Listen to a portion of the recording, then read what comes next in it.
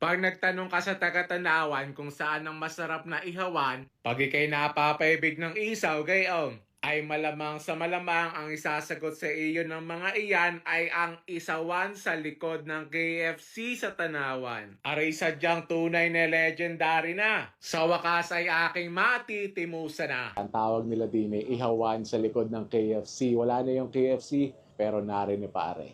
Merong paa ng manok, bituka, tenga, dugo, binubong, hotdog, chicken barbecue, atay, pork barbecue, isaw ng manok. Pare, napili natin kainan, Mar and Merly. Tayo ay nasa Isawan sa likod ng KFC, yung legend ng Tanawan. Talagang legend to eh. Pag sinabing taga Tanawan, ang laging tanong kung nakakain daw ba sa Присоединяйся к нашему телеграм-каналу и стань частью криптомира Ava Universe.